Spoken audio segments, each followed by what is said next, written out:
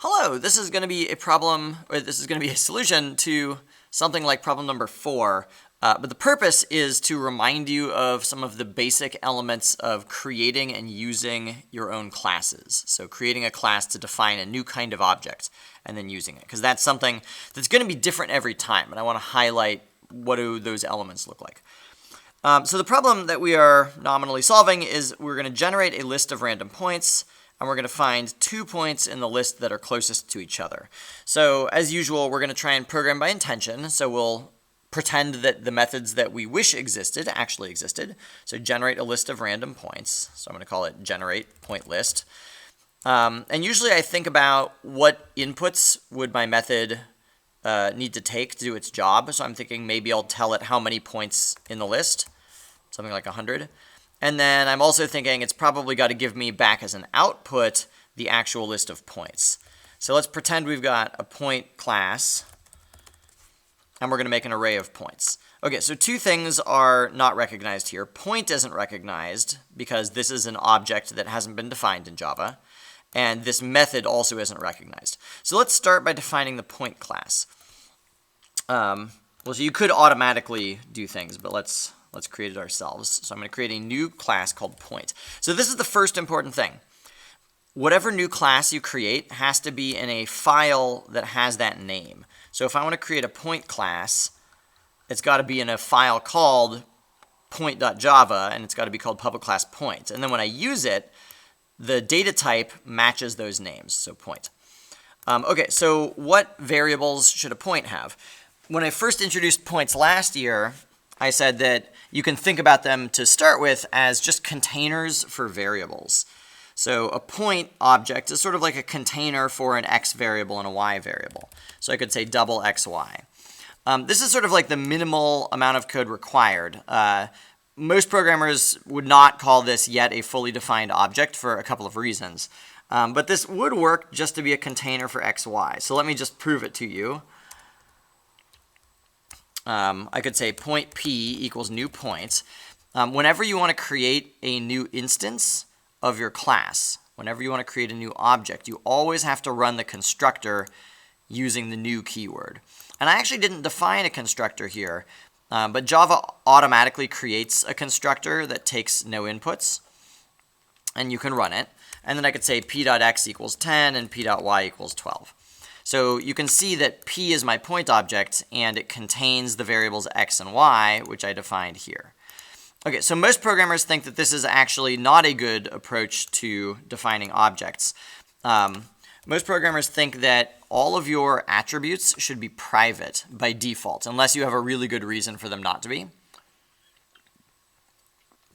So why make them private? As soon as I make them private, you'll notice here where I'm trying to use it, it says x has private access and point. So what that means is I'm not allowed, so other classes aren't allowed to just reach inside the point object and mess with its variables. And usually this is a good thing. Imagine that this was a bank account. If it's a bank account and I have variables for the balance of the bank account, the amount of money, or the PIN number, I wouldn't want any code from anywhere to be able to change those variables in an uncontrolled way. So let's go ahead and round out the rest of what the point class should have. Usually you have a getter method, which lets another class ask what are the values for the variables. So you could call it getX, and then you're going to return the x value. I need a return type here, so let's see, x is a double, so my getter method should return a double.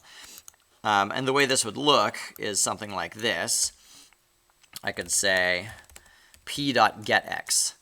And so whatever the x value inside p was, now this is asking my point object, hey point object, could you tell me your x? And it's going to return that value, and I can assign it to my own variable here. So those are getter methods. You can also make setter methods, which would look like this. Set x, and then you can give it a new value, where this.x equals new val. By the way, the this keyword refers to any variables that are defined as attributes of your object. But it's not strictly required. So here you see I didn't say this. I could well have said this, and that would be fine. The only time when you really actually need the keyword this is if there is ambiguity in the names. So here, my setX method has an input variable called x, and I'm trying to take this input variable x and set my attribute x. But the Java doesn't recognize the difference between these two x's, x equals x, like which one are we trying to say here? So that's the only case where you need to say this dot x. And in that case, you're saying take the input number and assign it to this object's x value. So I'm assigning it to the attribute up here.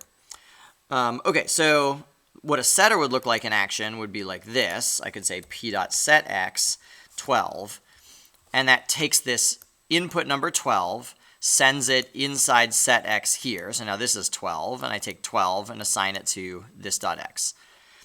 All right, you can, in IntelliJ, you can create all the getters and setters at once.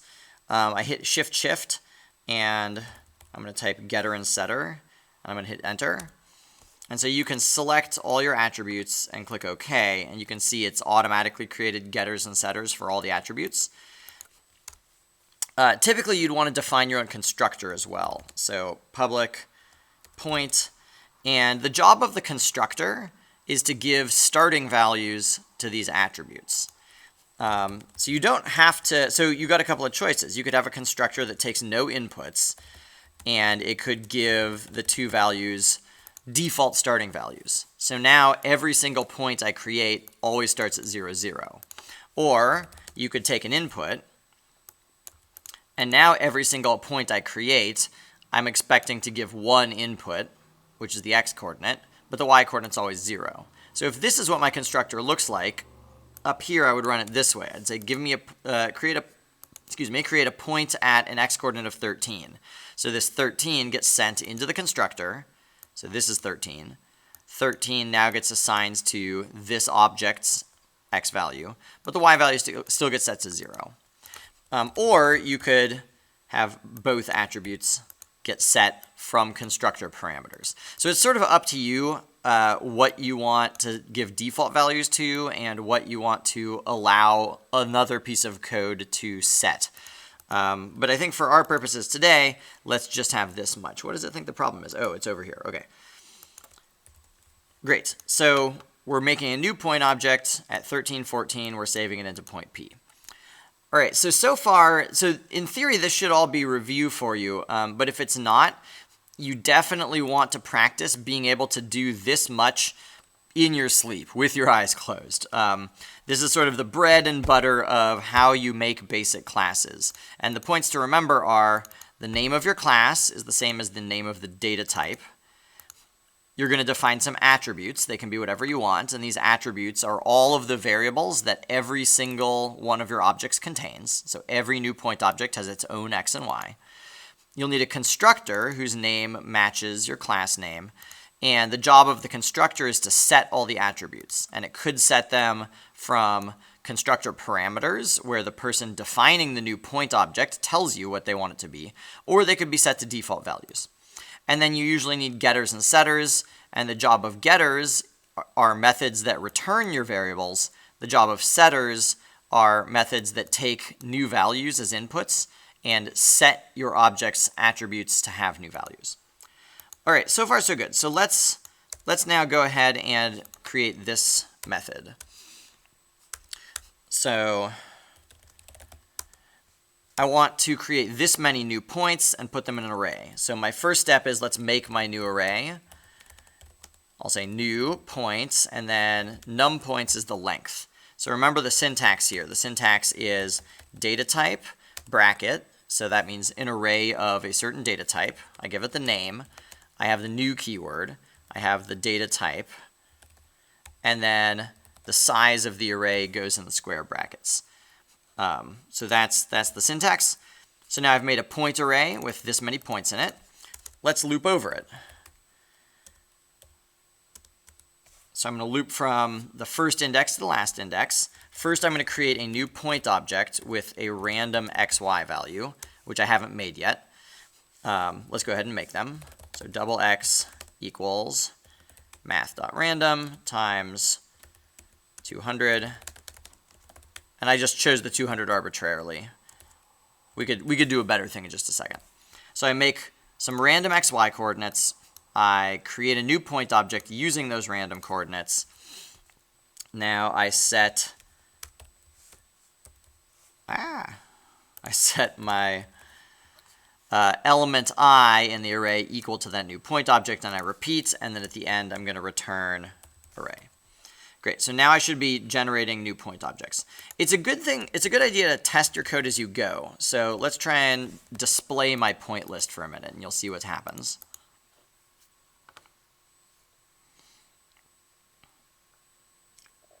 So you'll see that it doesn't seem to have displayed an array. It's displaying this thing that says lPoint. So if you remember, you can't display an array directly. You have to turn it into a string first. Or you could loop over it yourself. You can turn it into a string this way. So you can say arrays.toString, and then you give it the array as an input. So arrays.toString is a built-in method that converts an array into a string. And here's the array. All right, so I'm going to run it again. And now you see that it's printing an array, and I can tell it's an array because I've got an opening square bracket and a bunch of things separated by commas, but it's still not showing me the points I want.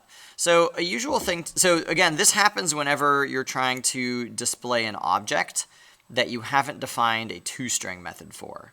So the last thing in my class I want to make down here at the bottom is public string toString. This is a special built-in method that defines how do I want my object to look in a print statement. So it's going to return a string for how I want my object to look. So if I just say something like, I'm a point object, then that's exactly what every single one of my objects is going to look like when I try and print it. So now if I run it again, you'll see that inside my array, each object is saying I'm a point object because that's what the toString method told it to do. So I don't want to do that. Instead, I want every object to display its own x and y coordinates. I'm going to display them using nice bracing, I think. All right, so now whenever you put a point object into a print statement, it's going to display this, which uses its own x and y coordinates. So finally now I can run it, and you see I've got a whole bunch of separate points defined. All right, so far so good. Now let's go ahead and find the 2 points that are closest to each other in the list. I guess let's make this just display them rather than return anything. Or let's have it return an array with the 2 closest points. So point closest equals get closest. Yeah. And then I'm going to give it my point list. So again, notice I'm programming by intention. I wish I could get the closest pair of points from this list. So I define a method, and the method takes the input list that I need, and then I'm saying what should it return, and I'm imagining what it's returning. All right, let's go ahead and create this. I hit Alt-Enter for that, by the way. On a Mac, it would be Command-Enter, I think. Okay, so let's do the closest pattern. So first I need to loop over all pairs of values in the list, and we talked about this in class. So I'm going to have my first index loop from 0 to the end of the list, and my second index is going to loop from 0 to the end of the list also. The problem with this is right at the beginning, I and j are both 0, so I wouldn't want to get out 2 points. Here's what this would look like. So point list I, and my second point is going to be point list j. So this would get out 2 points, but it's the same point because it's the point at 0 with itself. So I don't want to compare any points to itself. So I'm going to initialize j to be 1 index to the right of I. So whatever I is, j is always I plus 1, which in the array is 1 element to the right. So now I'm sure that I'm visiting all pairs of points in the array, but I'm never comparing a point to itself. And what I want to do is, let's write this in pseudocode. I want to find the distance from P1 to P2. And then I want to say if that's the smallest distance I've seen so far, then I want to save P1 and P. So I want to save a couple of things. Save dist as new smallest dist I've seen so far. And I want to save P1 and P2 into new variables because those are the 2 points that are the closest I've seen so far. And at the end, I need to remember which were the closest things I've seen so far. So let's go ahead and start coding this. I'll need a variable for what is the smallest distance I've seen so far. So here's double smallest dist, and I'm going to initialize it to be double.maxValue because I need it to be large enough that I'm sure that I'm going to replace it as soon as I start looking at actual distances. If I initialized it to 0, there is no pair of points who have a distance less than 0. So my smallest distance so far would never get replaced with actual distances from my list. All right, so let's do this. So double dist equals, so usually you want to make a method here. So I could make a distance method where I give it my 2 points, P1, P2. Why is this not making, oh, it got confused because I have a variable called dist, so it's not recognizing this as a method call. Let's just go call it distance, okay. So I can create the distance method. It takes 0.1, 0.2. And my favorite way of doing the distance is this. So the difference between their x's. So 0.2.getx minus 0.1.getx. And the difference between their y's is 0.2.gety minus 0.1.gety. And then I can return math.square root of dx squared plus dy squared.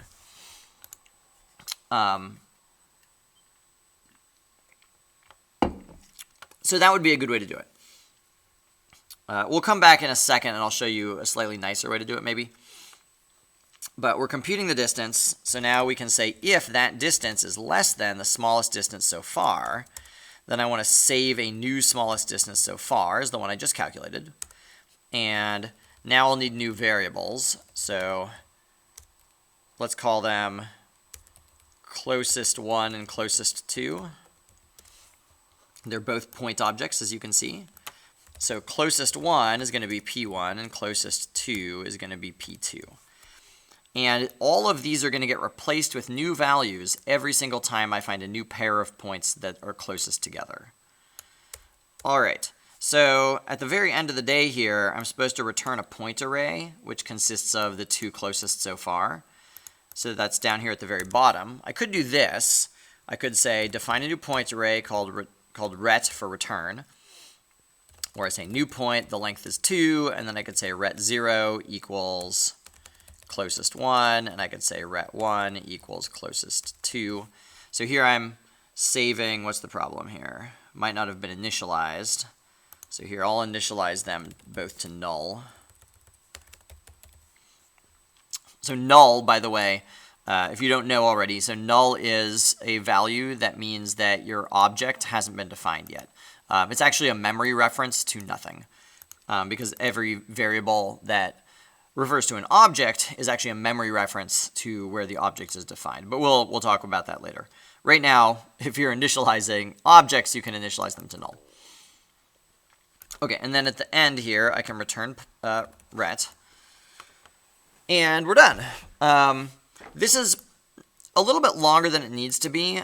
Because we know that the length is 2 and we already know what we want to define, you can actually do all of this on one line instead. We could just do this. We could say new point and then open some curly braces and just give the 2 values that you want to give there. So this is a different syntax for creating a new point array with exactly these values in it.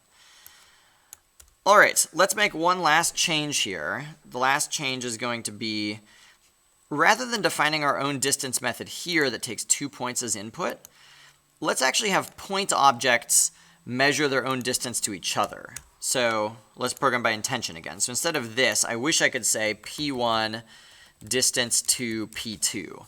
So in this case, I'd be asking my point object, hey, what's your distance to another point object?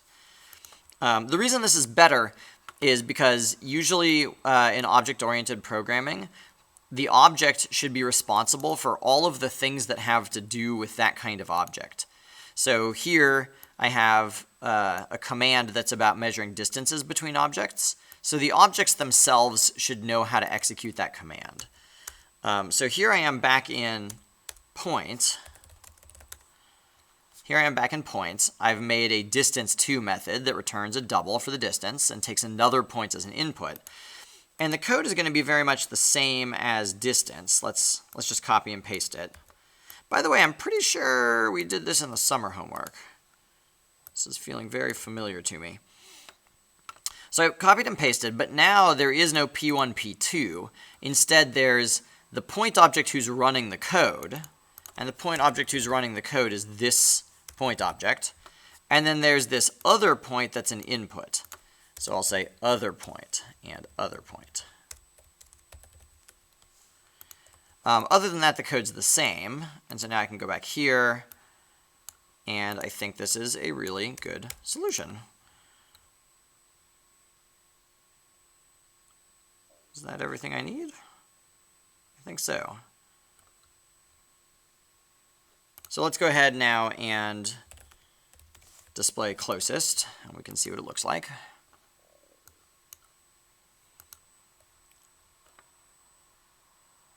Oh. Let's do arrays.toString, closest. Try this all over again. Cool. So it's hard to tell if it's really working because we don't know what random points got generated, but it does seem that these points are pretty close to each other because the x-coordinates are almost exactly the same, the y-coordinates are quite close. So, a gut level check says that I wouldn't be surprised if these two really were the closest. All right, so I know this is putting together a lot of different elements. I consider the new stuff to be what's in this method here, the looping over pairs of points and using the pattern to find the minimum or the maximum distance. The old stuff is defining the point object and being able to create arrays of objects and things. But I get the impression that a lot of people need to review that older stuff. So please let me know in comments or in an email which parts of the old stuff you need to review, and I can create another video which zooms in a little bit more on those. Okay, I hope this was helpful.